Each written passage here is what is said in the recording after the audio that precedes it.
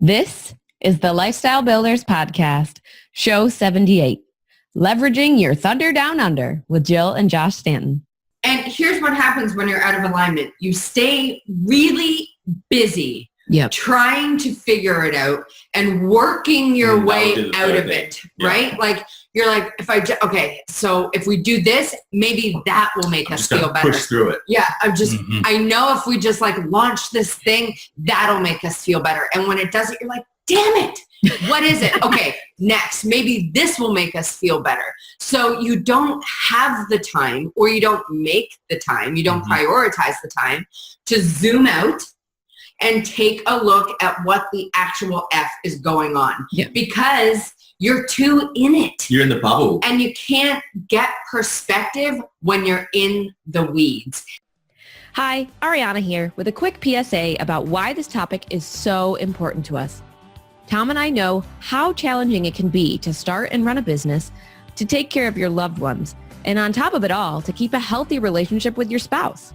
It isn't easy, and that is why we created our Lifestyle Builders Mentorship Program.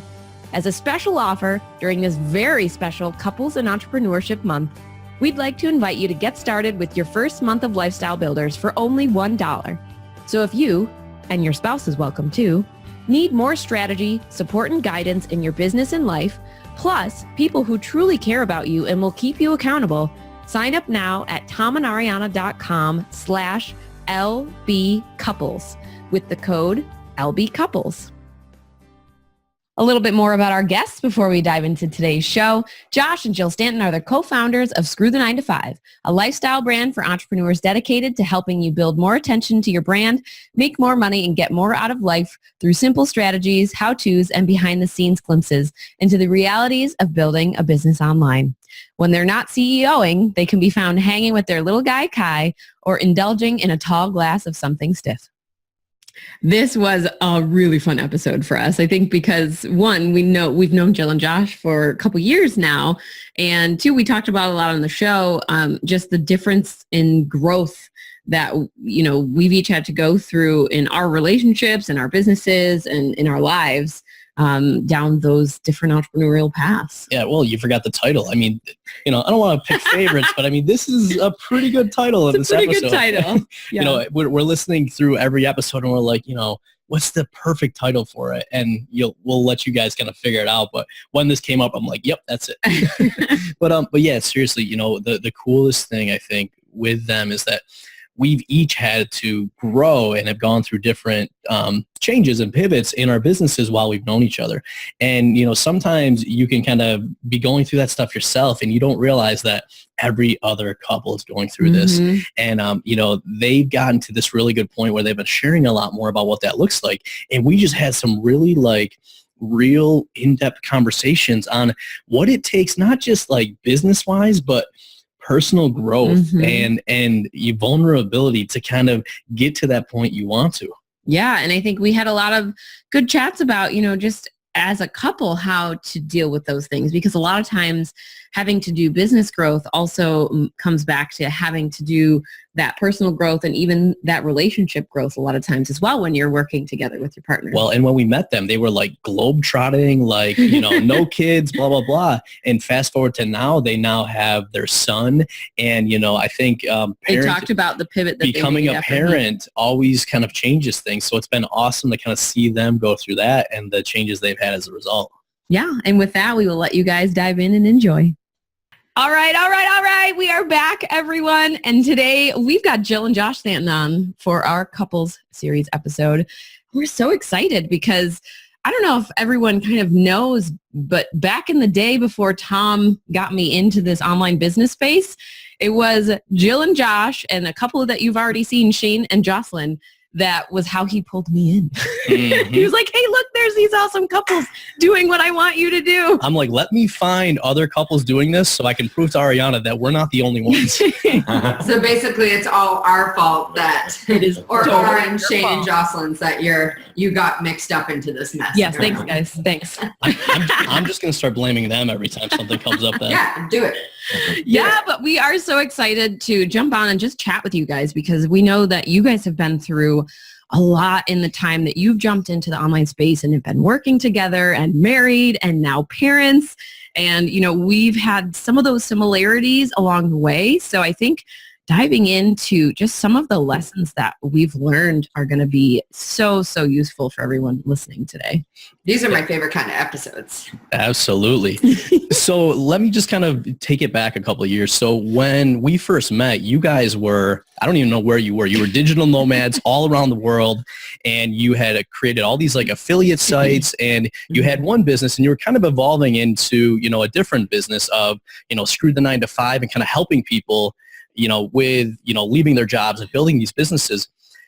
Fast forward to now to where you're like, parents, you've gone through all these different pivots. So overall, what did things kind of look like back then, and what was that path for you guys?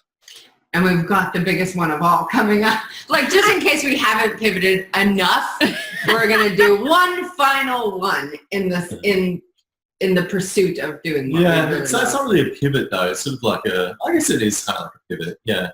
Well, we're not going to talk about a shift. Anywho, okay, so yes, when you came into our world, we had a whole bunch of affiliate sites, and that was how we first made, like, I hate even using the terminology, but it's like a language we all understand, is like, that's how we made our first 6 figures online. But it allowed us to live everywhere. We lived in Thailand, Malaysia, China, Australia, New Zealand, we went to Portugal. We got around. And the beauty of it was that we had a very non-time zone dependent, non-presence dependent business that allowed us to just float around the world and, build this little mini empire we were building at the time. Yeah, I think like one of the lessons to take away from it, looking back on it, is that the most important thing you can do is just get started on something. I think a lot of people, what holds them back is they just wait too long to actually start something, and they think, okay, I need to find the right idea. I'm going to have like the right idea, and that's what's going to make me successful. The truth of the matter is, like, the right idea without action doesn't create any success at all. And so with us, we didn't really have like that many good ideas. We were just like, we're hard workers, and we move really quickly. We're doers. Let's just start in a niche online where we know people are buying products, and we know we can generate revenue there. So we looked at them all. We're just like, oh, what about just like skincare? People buy like skincare products all the time. And we were looking at them and we were saying, oh, like there's this skincare product here, sells at $200. It's an anti-aging cream, and there's $100 commission on it. Like, what if we just got traffic from Google around like anti-aging, or even around that product or whatever, and we just referred people onto that product, and we make $100 each time. And so that's what we really did. We just started blogging, and then we started like guest blogging and things like that. Just really basic, nothing like too extreme. Our website looked like crap, by the way. I don't know. I can't swear, but if I was to swear, I'd say a different word. A 4-letter word, exactly. But we just got started with it, and we weren't very good at what we did. Like, I wasn't actually very technical. I didn't know how to code or anything. Like, Jill, you're probably the first to admit that you didn't really know how to write initially. But Josh criticized my first post I ever wrote, and I almost cried. Like, I definitely got really unreasonably mad at What was it about? It's probably like an avocado DIY face cream or something. No, it was like a review, and you're like, no, you can't write it like this. You have to write it blah, blah, blah. And I was like, okay, well, then you should have told me that the first time. We've had more of those conversations than I care to admit. So have we. So that's what we did. Honestly, we woke up every day, and we would go down to a coffee shop just down the road called Birds and Beans. And we'd get a coffee, and we'd just sit in there, and we would just write content. Like, I would try and I would update the website. I would do some of the technical aspects of things. I would do SEO. I was learning about SEO then. We were building links. Jill was writing content, and we just cranked it. That's all we did. And within a couple of 3 months, we were making $1,000 or 2 months. Our first month of actual money was $1,111. It should have been a true sign. Like, I'm a believer that those kind of numbers are universe winks. That was a cool moment to be like, what? Our first real month, we made $1,111. Cool. Awesome. Yeah, and that was after 2 or 3 months in. Yeah, it was in April. Exactly, it was 3 months. Yeah. Ish. 2 or 3 months in, we hit like a 4 figures. I think like Jill said this before, like, oh, 6 figures or whatever. But I really think like those figures are super important because when you hit the 4 figures, right, per month, like that's a big deal because all of a sudden it's like, oh, I'm getting close now to a full-time income from my business, which I think is what we're all trying to aim towards at first. And do you remember our first sale? Because we were overseas. We were in Bondi Beach. $50, $40 from Microdome. And we were in Bondi Beach having some drinks on a patio, and we got a notification that we got a sale, and we're like, live it, dream! Give us another round. Yeah. We just this can't even pay for the next round. But give us another round. Shot. Yeah, so it was like $40. So we just kept going, and then I remember like one day we had like a $300 day, and we were like, at that point, we were like, oh wow, that's a really good. That's basically like if we were paying ourselves like a daily salary, it's like, you know, like $150 each. It's pretty decent.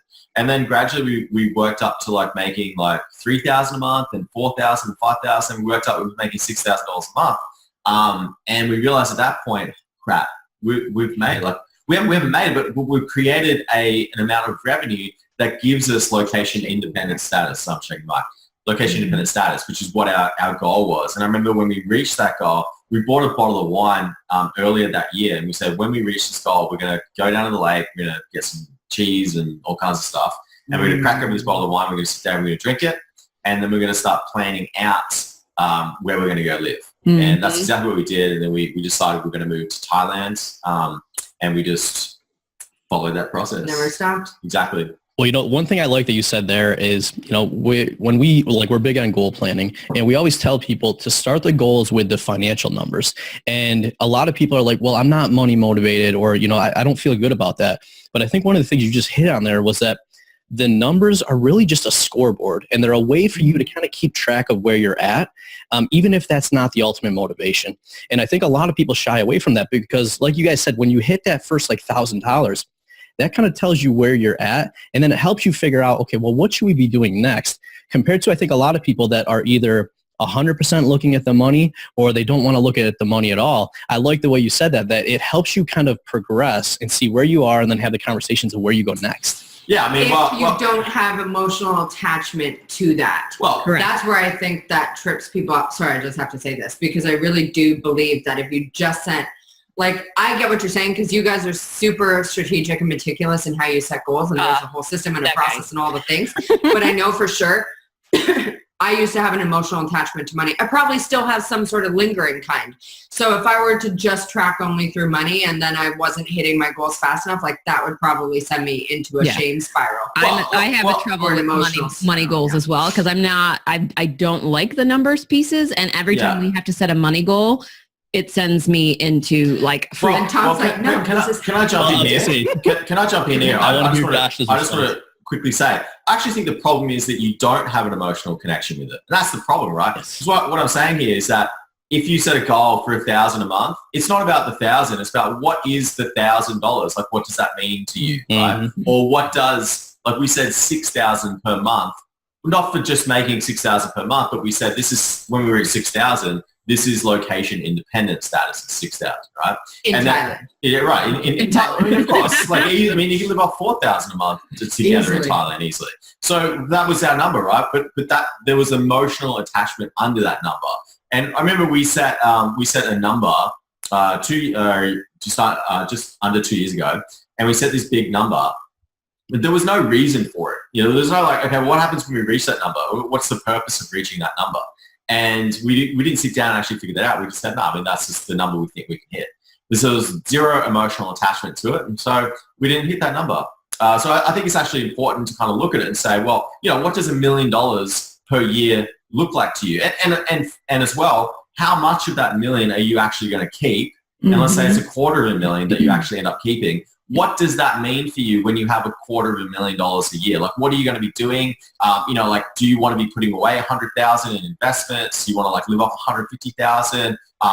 What kind of lifestyle will you have at $150,000? I think that's where you need to be spending most of the time as opposed to just looking at the numbers. Yeah. Yeah. And I love the fact that you shared that because, like, Jill, as you said, we all have like emotions and stories attached to money based on how we grew up and what we went through. But Josh, you hit on such a key point there, which is when when you know why you want to make that amount of money, it then gives you a lot more drive and I think okayness to do that.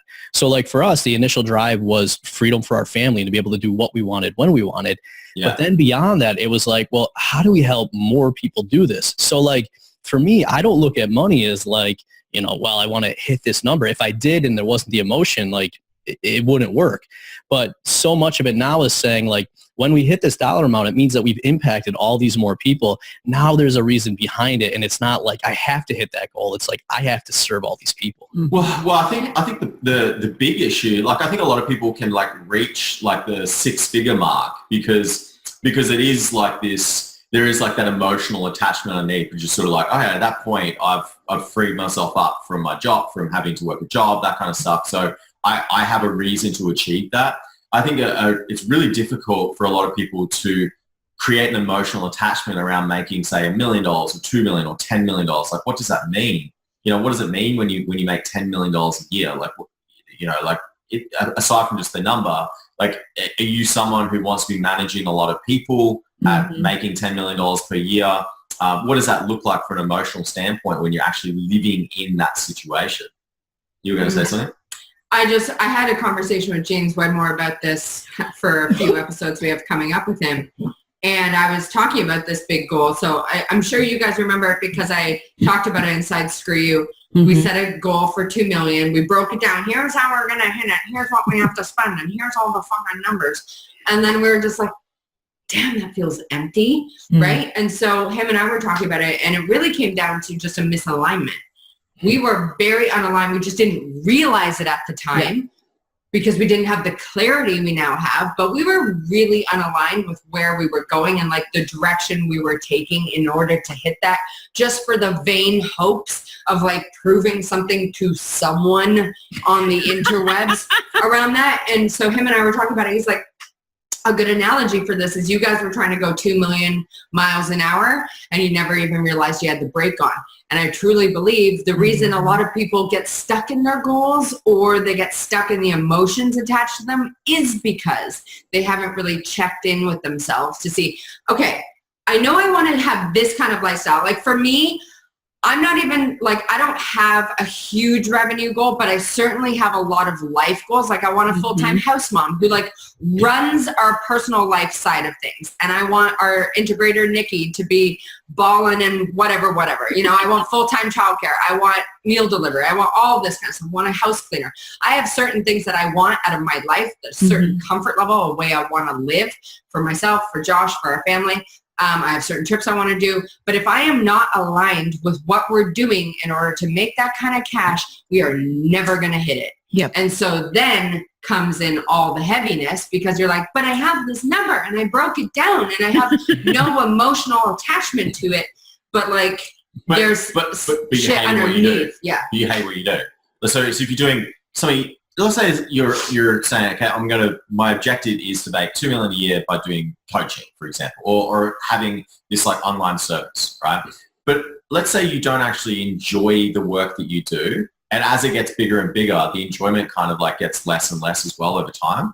And so I don't think people should even think about the number. I think they should just kind of like get to know who they are as an individual. And then based off of what they value internally, make a decision on what type of business you want to do. And like how you want to serve, what you actually want to deliver on. There's so many business models you do, especially online. So for you, it's more about like identifying like what do you value the most. So for us, it's like freedom is super important for us, right? It's the number one value. And so we realized that we tried all these different business models, but many of them didn't really relate to that intrinsic value that we had.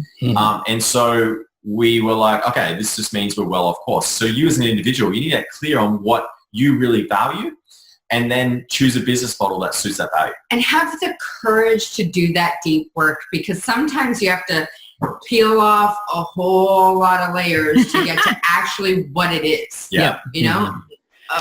A lot of people are kind of intimidated by doing that because you find out a lot of shit. Yes, you do. I was gonna say, and that's what a lot of people don't realize. Like, you guys, us, we share a lot of strategies and tactics, but as you guys have gone through, just like we've had to go through some of that deep work to really figure out what those stories are, what's holding us back, what things we're holding on to that aren't serving us. And you talked about alignment, Josh. So I want to talk because every time, we all make pivots, we end up doing that usually because we're out of alignment and we're trying to get back in. So what did it look like when you guys realized you were out of alignment, and then what things have worked to bring you guys back together in alignment? What did it look like? I'll start there and you can talk about like what we did. So what did it look like? I think this probably looks the exact same way for everyone when you're, I guess, like not doing what it is that you want to do. One, it's a struggle to get in front of your computer to do the work. So it just feels very heavy. It feels heavy. Like you sit down, you do the work and you're like, I'm just not enjoying this at all. That's the first thing. But I have to do it because I have deadlines. Sure, I have deadlines, yeah. Self-imposed ones too. The second thing I would say is that you tend to jump from idea to idea. So like you're searching. Do this. Am I making noises by bumping this? Is it making any noise? I don't think it is. No, not at all. I just don't want to mess with the audio. I'm just looking out for a couple friends. Damn. So you go into a searching mode, which makes sense because you're not doing what you want to do, which means like subconsciously you're going to be searching for other ways of doing it. So you can find something that you're trying to find that alignment essentially. So those are the two things. I think it felt heavy doing the work we were doing. And at the same time, we were also in constant searching mode of like, oh, we should try this, we should try that, maybe we should try this, whatever. And here's what happens when you're out of alignment. You stay really busy trying to figure it out and working your way out of it, right? Like you're like, so if we do this, maybe that will make us feel better. Push through it. Yeah, I know if we just like launch this thing, that'll make us feel better. And when it doesn't, you're like, damn it. What is it? Okay, next, maybe this will make us feel better. So you don't have the time, or you don't make the time, you don't prioritize the time to zoom out and take a look at what the actual F is going on. Yeah. Because you're too in it. You're in the bubble. And you can't get perspective when you're in the weeds. Yeah. And that's what we really had to do. Fortunately, we had a human who like took us out of the weeds and allowed us to get more clear because he brought this like huge burst of joy into our life, right? And so we started prioritizing our time with our son more and started working less. And that, I believe, was the precipice to having the clarity, is having the space to even think about why does this not feel good anymore? Yeah, that would have been a big part of the solution for us, was like having Kai and just realizing like, look, I don't want to show up this way. Like I don't want to feel this way. I don't want him to see this. I want him to feel like he can do what he wants to do. Now, you don't have to have a human to have that kind of clarity. Probably don't do that. Don't like just prioritize some space for yourself. Yeah, because that human gives you space, and then they take it all away. Takes it. You know, one on the floor right now. One other thing we did too is we went back in time, and we looked at when we started our business, what were we trying to achieve when we first started our business? Because sometimes when you're in it for 7 years, it's very easy to go off course. Yep. Things just happen that just lead you in different directions. And so we went back, and this is like a recalibration almost, and looking back, and we said, what were the things we valued the most back then? And are we currently living those values right now? And the thing that we said back then, the number one value we had was freedom, right? It was the most important thing. And we looked ahead at where we're currently at right now, and we said, do we have more or less freedom than when we first got our business up and running? And truthfully, we had less freedom. But we still had freedom, but we didn't have as much freedom as what we had before. And so that was a sign that, okay, we're off kilter here a little bit. A few other things too. One thing we said that we wanted to be is we wanted to be different too. We wanted to be like a bit bold, right? And so we looked at things we were doing. We're like, are we being any different now? Are we just kind of like copying what other people are doing in the market? And we said, no, we're definitely copying what other people are doing in the market right now. So we're off kilter here. And then there's a few other values that we look back on when we first got started, and we realized we were definitely off on all of those. So we sat down, we said, okay, if we were going to, take a look, rebuild, how can we rebuild based around these 5 values that we have?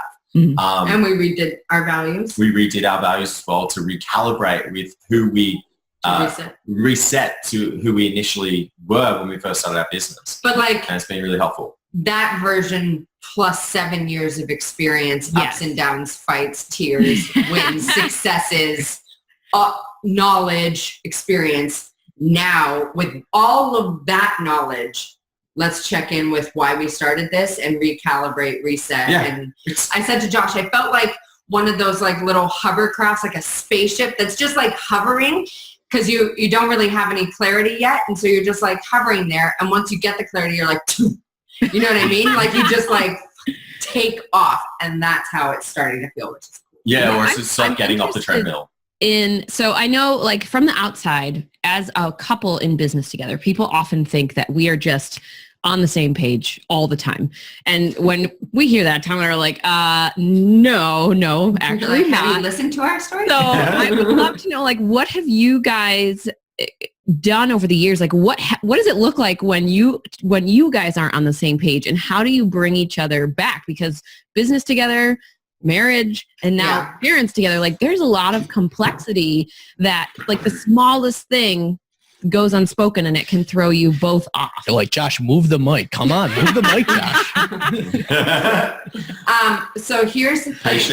Patience for sure. Time, experience, like going through it together over the years and knowing that deep down, like I am walking out on him, and he's not walking out on me. We're in it together for the long haul. No one's leaving the room, no matter what. So we will figure out how to come to an agreement, whether it's compromise or we let the other one have this one or whatever it is. Also, I feel like over the years, things have just gotten calmer. In the beginning, you don't know what the F you're doing and you've never worked with your partner before. So you need to go through a lot of ups and downs to figure out what works for you. And you have to figure out your communication style. Now I think we're much more, I speak for myself at least, because Josh has always been a processor and I was much more combative and quick to fire back. And I have now started at least trying to process, take a step back and like come back with like, okay, I've been thinking about it and I actually feel like blah, blah, blah, blah, blah. And it's much more of just a discussion. Also because we're really happy so that we don't want to F with that, Well, I mean, a lot of it comes down to the discussion we were just having before. It's sort of like if you're both out of alignment, right? And if, as I said, if you're sitting down and like you're doing your work and everything feels heavy, on an individual basis, like if I'm feeling that way, if I'm feeling heavy, then chances are Jill's probably feeling heavy. Sure. And if she's not feeling heavy, then my energy is going to make her feel heavy and vice versa. So you both have to kind of get together and really think, okay, look, what do we value the most right now together, right? Because there's a reason why we came together. We probably had similar values, right? That's why you essentially find someone to spend your life with, because you value the same things. And so that's essentially what we did. You kind of sat down and I think we were both, as you said, in the weeds, and we're just kind of like doing work. And then didn't think to check in. And we didn't think to check in. So then we were reactive to each other, right? Yeah. So because individually, on an individual basis, we weren't feeling great, that you react to each other in negative ways. But when you find that, when you recalibrate together and also individually and say, look, this is what I value, this is what I really want to do, this is what makes me happy. And then if you say the same thing, right, and we're both together on that, then it's easy. You're less likely to have arguments because on an individual basis, you're doing what you want to do. Yeah. And so you're not going to react in a negative way to each other. But like, we're not going to we've had some dark days where you're just trying to work through that stuff. And like in the middle of that, it's messy. Yeah. And like, we're lucky because we have, as I'm sure a lot of couples who work together, we get enjoyment out of being together a lot. Like we're together, we're attached at the freaking hip, and we have been since we met in 2009. You know what I mean? Like I don't know. We have a relationship that allows for that. But if you don't, you just need to figure out your communication styles, and you need to figure out your space, right? Like who needs what kind of space? Like I love, like one thing, this is so not about business, but it certainly affects business. It's like how we wake up with Kai. So if I wake up in the middle of the night and I actively engage in something, I ain't going back to sleep. Like my brain turns on. I'm like, good morning. So Josh does nights with Kai and I get up in the morning. That works for both our lifestyles because then he gets to have a sleep and I get to come down here, have a slow morning with Kai, read, spend time. That fills me up. Right. And so we just communicate and figure out what that is for ourselves. And then it just makes everything easier off the back of like allowing each other to have something that ticks all their boxes. Well, one of the things, it's the last thing I say, but what I've noticed from my perspective since getting clearer on what we really enjoy doing, and we've had discussions over this, like I've said what I really enjoy doing, you've said what you really enjoy doing. And I've just been watching you. You've been doing that for like the last couple of months. And I can see like, I mean, there's obviously like some stresses there too. That's fine. But I can see you're enjoying your work, right? And I think there was a point in time where I felt like you weren't enjoying your work. And now it's like we have less arguments because I'm enjoying what I'm doing. You're enjoying what you're doing. And so we're not getting to the end of the day and just being like, oh, I just hate this. We're not waking up at the start of the day and just being like frustrated because we're like, oh, I've got to do this thing. I have to do this thing. It's like, no, I want to do this. Like I want to get on my computer right now and I want to do these things. And you're the exact same way. And because of that, on an individual basis, like it's important to kind of like to think about that, right? On an individual basis, we're happy, which means we're more likely to show up on a relationship basis in the same manner. I was gonna say, so for anyone watching the video, what's so cool is if you just watch what Josh did, like it was stepping back and acknowledging and then letting Jill know that. Like I know one of the things that I had to really do with Ariana was when she got in those moments where she was like in the zone and rocking it, I had to be more cognizant of being like, you are killing it right now versus when the times when I could see that she was struggling and I had to be like, hey, what's going on? Let's sit down.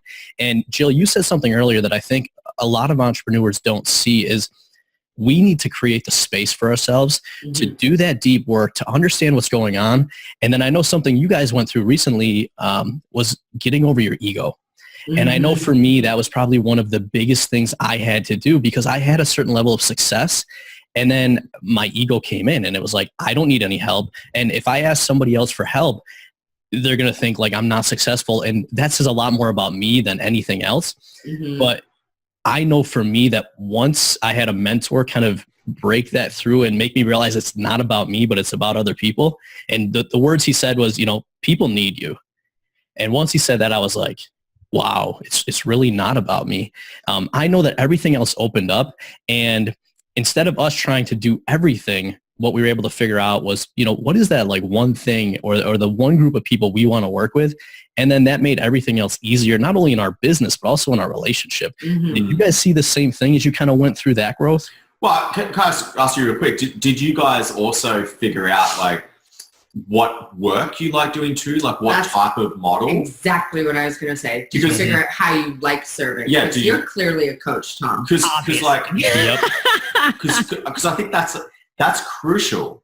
Because I think there's a lot of people who are probably listening in right now, watching in right now. If they really get clear on what it is that they're currently doing and look back and watch the journey that led them to doing that, they have to ask the question, did I make that decision to get me to where I am right now? Or did I make that decision based off what someone else said I should do?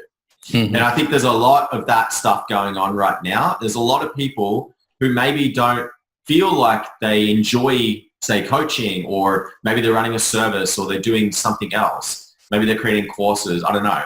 And maybe they feel like it's really heavy, the same kind of feelings we were kind of talking about before. And they need to really get clear and think, did I make that decision or did someone else make that decision for me? And if it's the latter, then you need to stop and you need to really think, what do I really want to do? Go ahead. I think that was a huge shift for us is because when we look back at our journey, I was always a couple steps behind because I came into this game late. So I was constantly trying to play catch up. And this Mr. High Achiever Man over here was like ready to go on the rocket ship and, shoot straight up. And I think one of the things that we had to do was when he let go of his ego, it also allowed him to open up a little bit more and give me the space to be and to kind of figure out my own way, because he would get very frustrated when I wouldn't see my own potential, or he would get very frustrated when he could see how much we could do and how many people we could help, but I wasn't ready to be there yet. So I think drank the Kool-Aid yet. I hadn't drunk the Kool-Aid yet. So I think that was a really pivotal point for us, was figuring out it's okay for me to not be on the same level as him. And it's okay for me to take the space and figure out what that looks like for me. And we ended up figuring out like, okay, well, this business does work with us together, but we each had to take separate roles, and we each had to get really clear on what we did and didn't want to do within the business model. Well, and I just want to, the couple words you used there, like a couple steps behind. What I would tell any couples in this type of business relationship, it's not about being ahead or behind, but it's about finding your own space. Mm-hmm. And some of the challenges we had with our business was that like you said, Jill, I'm clearly a coach. That's the model I'm good at and I'm going to be doing. Ariana wasn't necessarily in that space, but we were trying to have a business model that had that work. One of the big, realizations for us that let us both excel was when we figured out what role and what model in the business does Ariana want to play? What feels light to her? And then we're both now in our own roles, which is what's making it work.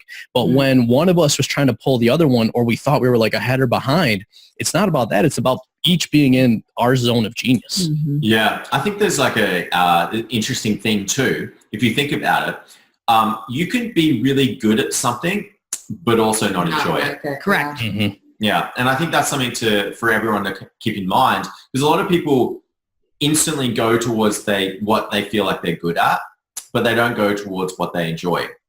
And like, I'm not going to be out here just making a spiel of like, do your passion, whatever. I don't care about that. Your passion should be just what you enjoy doing, because you're going to do it for the longest amount of time. I remember Richard Branson, he was asked by this like Young Entrepreneur Association. So they said, what's the most important thing you can say to a young entrepreneur or an entrepreneur who's getting started? He said, you just got to hang in there longer than your competition.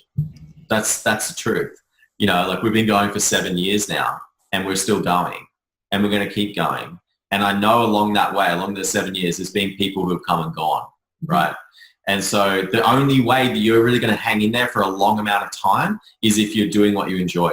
That's the truth. Mm-hmm. And not being afraid. I think I know what hung us up for a while, or why we were a bit nervous to make the decisions we have in the last few months, is fear of judgment. Mm-hmm. Oh, shit. That's a big one. Am I going to let a lot of people down right now? Are people going to be mad at me? What are people going to think? What if I don't make money? What does that say about me? We are meaning-making machines, right? Yep. And when you zoom out and you realize that you are making decisions off of that kind of fear, you need to check yourself, because you're about to wreck yourself.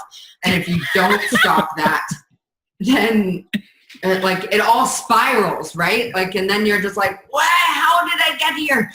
Well, if you're not making courageous decisions because you're too afraid of what people think, which you can't control anyways. You can't. The funny thing about fear of judgment is that people are always trying to avoid judgment. But the problem is if you avoid judgment, no one really cares about who you are at all, right? You don't make any impact whatsoever. So it's not about like avoiding judgment. It's actually just about coming to terms with it and just being okay with it. So when someone does judge you, it's just about like sitting there, staring them in the face and just being like, cool. I'm okay with that. Yeah. That's fine. I was going to say, there was a great example, a story that I heard a couple of years ago. The CEO of Southwest got this like letter from an airline passenger. And it was like, I don't like the people singing, and I don't like this, and I don't like that. And his response was, we'll miss you as a customer.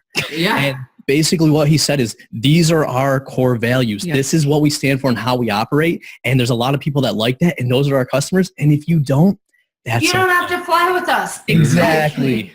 But, kind of coming back, it takes a lot of deep work to figure out what those are, and then to be happy and confident in yourself, in your business, to be able to make those tough calls to ultimately move forward and not only serve you, but also serve the customers in your business. Mm-hmm. Yeah. And just like like you said, you hit the nail on the head, have the confidence, right? That's truly, if you know that something is off and you've had the courage to go deep and you haven't gone through with the clarity that you found, that I believe is a lack of confidence because you're like, but I'm leaving a good thing or I'm changing up a good thing. What'll happen? What'll happen is you'll probably soar because you're now in alignment with what you're doing. And you just need to like shed the fear or just be cool with. And just like doubling down on that, I think like one of the things too is that there's in this world, there's this overwhelming push towards being a type A personality, especially in this like online business world. Absolutely. It's like, if you're not a type A personality, you're going to fail. But that's the thing, right? the truth is that's a falsehood. Absolutely. Because I know many type B personalities who are far more successful than many type A personalities too. And so one of the things I got really clear was I was trying to be a type A personality, 100% just trying to be this type A personality. But the fact of the matter is, I really love numbers. Is that a bad thing? I just really enjoy numbers. A lot of people hate numbers. I love them. Like I'll check numbers. I'm like, oh my gosh, look at that conversion rate there. That's amazing. 3.4%. Oh, that's beautiful. Look at that. Why aren't you as excited as me? I know. It's like 3.4. Lame. So step it up a bit. So I think like that's like one thing is don't be afraid to be who you are. You don't need to be someone else. You can just be yourself and be successful as well. Yeah, I love that. I am wearing a Soft Kitty shirt right now, so I have stepped into being myself. What's Soft Kitty? It's from Big Bang Theory. He has a song that he always makes everyone sing when he's sick, Sheldon Cooper. Everyone's going to have to go Google it now. I was going to say, our kids know the song. They saw the shirt today and they go, this doesn't surprise me. well, Jill's sister's here and she's a massive fan of that. She probably know what it is. If she told me, I definitely didn't listen. I love it. All right. I feel like we covered some really deep stuff today. And I love that you guys just shared so openly with kind of what you went through and what it looked like from then to now. What would you love for listeners to take away from hearing your story and your experiences on this journey? You want me to go first, don't you? Because that's where you're looking at. She's looking at him. Just so I can make my answer better. It's just kidding. I don't know if it's always going to be this way, but I mean, just from our perspective, right? I'm speaking from my perspective here. You can take it however you want to take it. It has been messy, right? But at the same time, I think that mess has actually made it better because there's this thing called contrast, which I think is really important in life. I was reading this article the other day. There was this young guy who he just turned 30 and he sold his company for $100 million. And what he does, so he just like travels around, stuff like that. And what he does when he goes to different places, he creates contrast in his life because at this point he can go stay in the Four Seasons every single day, right? But what he does purposely is he'll go overseas somewhere and he'll stay in like the crappiest hostel ever, and he'll be like sleeping in like bed bug filled infestation. Yeah. Jill would love that, absolutely. I would. So he does that, and then the next week he'll go and stay in like the Four Seasons. Oh, okay. And so he has this contrast. And the point I'm trying to make here is that this mess that you're going through right now, because I guarantee you're probably feeling the exact same way in your business. At some point. It's creating that contrast that allows those good times to feel really, really good. And so when you have that trough, right, you just need to look at it and be like, well, this trough is actually going to make the peak feel even better. And I think that's the point in life. Otherwise, if you're just kind of going like this, you're basically a robot and you're going to be unhappy as a result of that. You're going to be a zombie. You're going to be in a 9 to 5. You're going to be comfortable, but you're going to be a zombie and you're going to be miserable and you're going to get to the end of your life and you'll be like, what the hell was I thinking? Why didn't I just take a risk? I could have just taken one risk in my 20s or in my 30s or in my 40s, but I didn't because I was too afraid. So don't be afraid. Just be okay with the mess because it's the thing that makes life better. Joshua Stanton, tough love.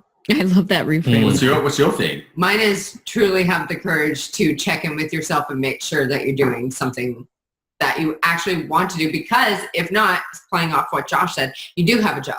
You don't have a business because you're doing something you don't even enjoy. So you might as well just go get a job, which actually has a steady paycheck for as long as it's around, and forget this whole entrepreneurship. Or have the courage to go inside and make sure and check in with yourself and make sure that what you're building is actually something you want to build. Because if we're all building businesses that fund our lifestyles, fuel our lifestyles, which we are as entrepreneurs, don't we want to build a business that actually matters and means something to us, right? Because otherwise your life is going to feel just as heavy as your business, and there is no joy in that. Yeah. There is no winning in that situation. And because you're going against the grain of what you actually want. And even like the idea of like having a business to help people, like that's like coming from you. That's making you feel good, right? Mm-hmm. You're doing that because that's making you feel good. At the same time, I mean, you have a business, like the only way to have a business is to help other people. Otherwise you don't have a business, right? People spend money with you on your products or whatever because they're hoping to get some value out of it, right? Mm-hmm. So I mean, that's the definition of a business. So I think like, yeah, I mean, it was just doubling down on what you're saying. Yeah, don't steal my thunder. Damn, I was closing it out on a good note. But I'm the thunder from down under. Oh, that is so the title of this show, by the way. Yep. All right, you guys, if they don't already know where to reach out and find you, what is the best spot for people to come say hi? The best way is screwthe9to5.com, all spelled out, no numbers, or come hang in our free Facebook group, which is screwcommunity.com. Love it. Love it. All right, you guys, it has been, I'm running out of words to say amazing. It's been amazing. Awesome. Super. I'm just going to say. Bazinga. Bazinga. See, you do know. It has been a great episode. I literally just know because of her shirt. With Tom and Ariana, your hosts and lifestyle builders. And we want to extend a huge thank you to you guys, Jill and Josh, for coming on and being open and sharing the real and honest stuff behind being entrepreneurs. Thank you so much for having us. It was a blast. Thanks, guys. Absolutely. And for everyone listening, I want you guys to remember it's your life, your business, your way. We'll see you next time. Bye. Hey, we hope you enjoyed this episode. If you know another entrepreneur who may benefit from hearing this show, we would so appreciate you being a good friend and sharing it with them. And just a reminder, as a special offer during this super special Couples in Entrepreneurship Month, we'd like to invite you to get started with your first month of Lifestyle Builders for only $1. Sign up now at tomandariana.com/LBcouples with the promo code LBcouples. Are you a Lifestyle Builders podcast fan? We'd love to hear from you. Head on over to tomandariana.com/iTunes and leave us a review.